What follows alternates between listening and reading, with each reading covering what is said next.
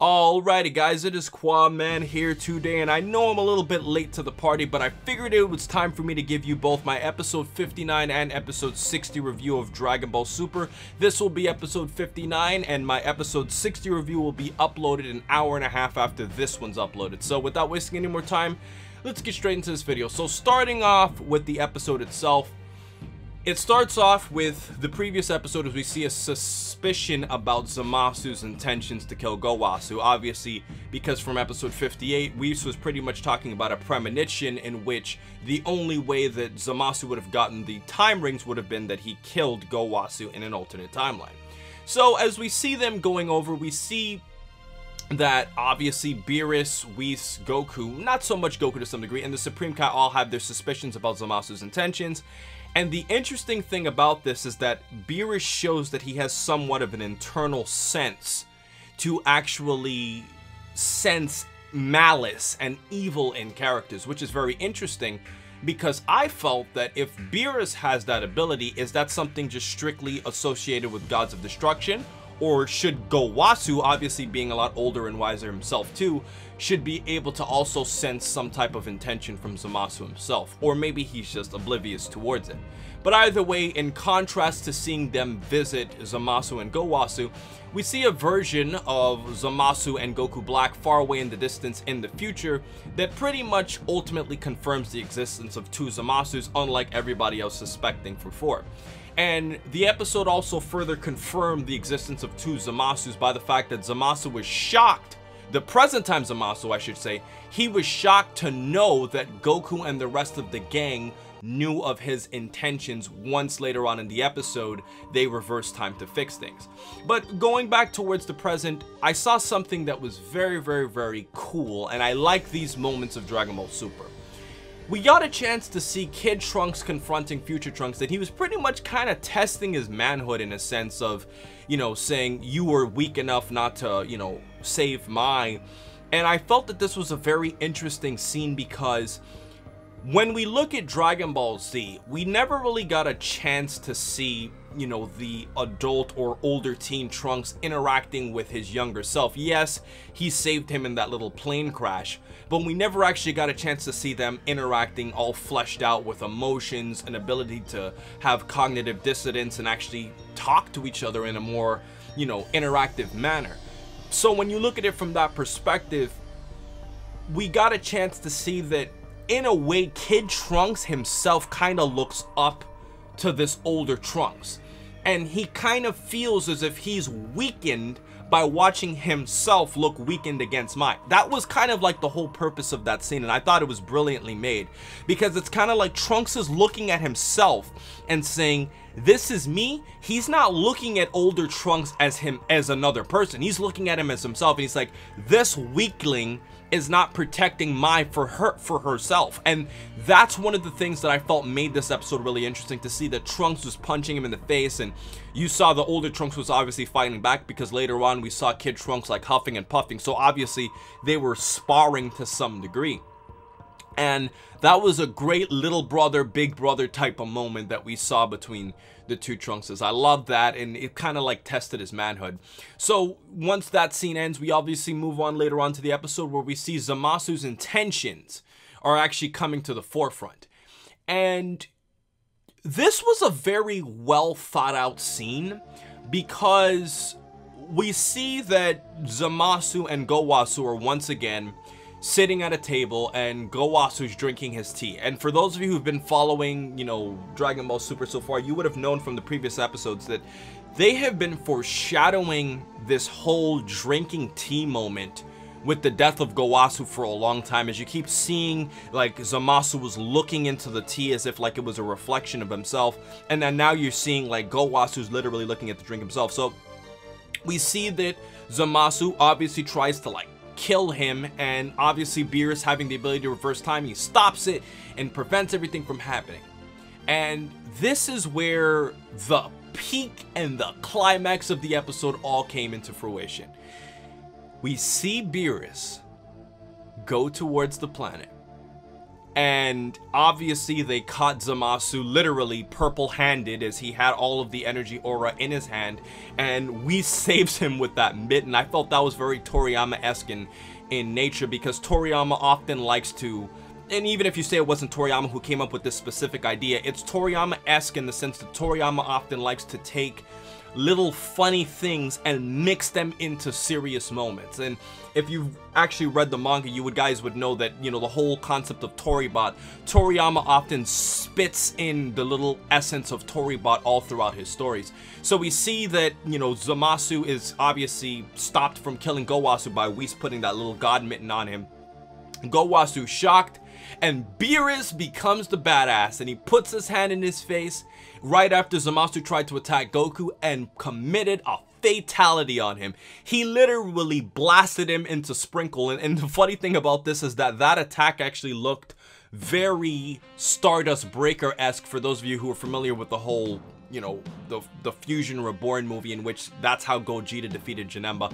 I thought that was a great scene, and quite honestly, the plot for this episode was great, as it managed to get something accomplished. It actually felt like the heroes got something done, because they eliminated a present threat, so it's like you got one picture out of the way.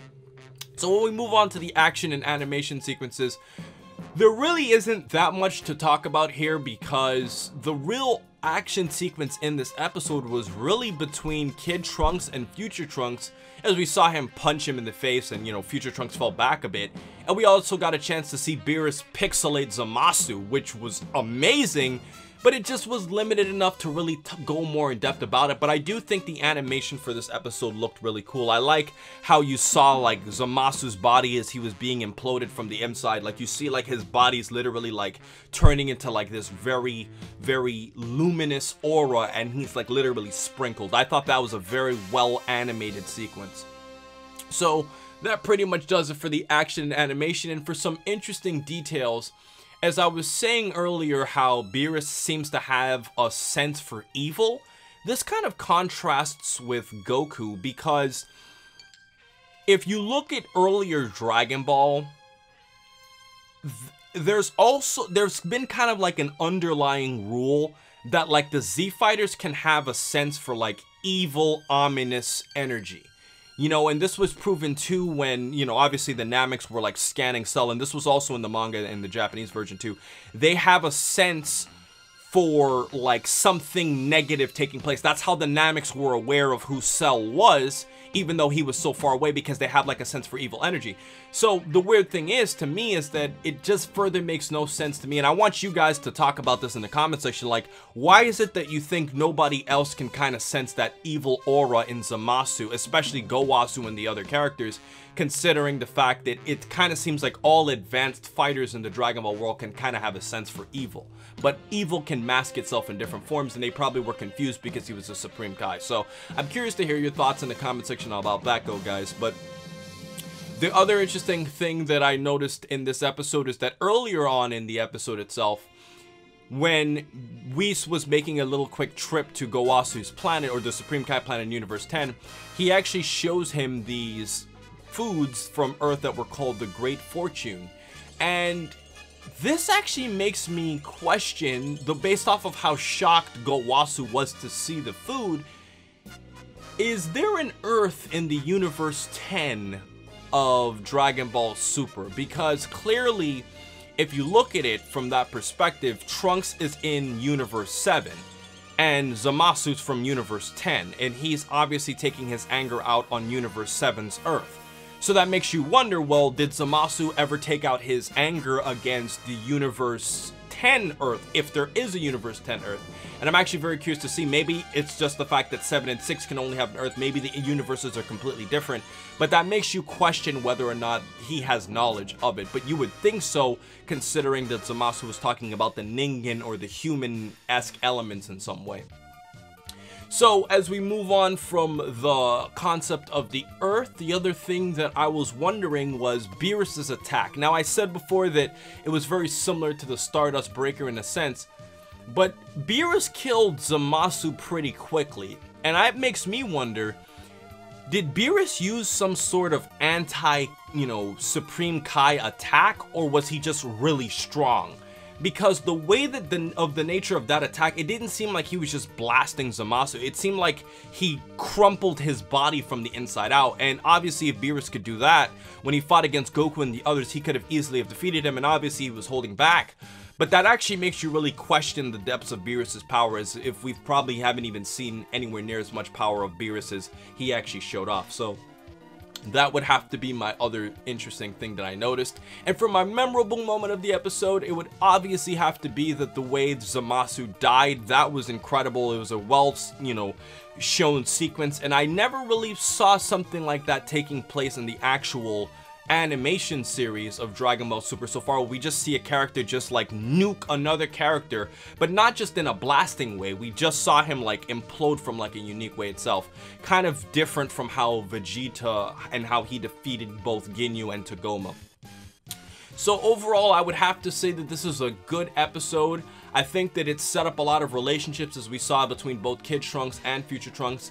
And we also got a chance to see Mai and the kids interacting more, and we're seeing that Yajirobe is also becoming a lot more of a part of the Resistance Force, even though he mostly wanted to do it because of food.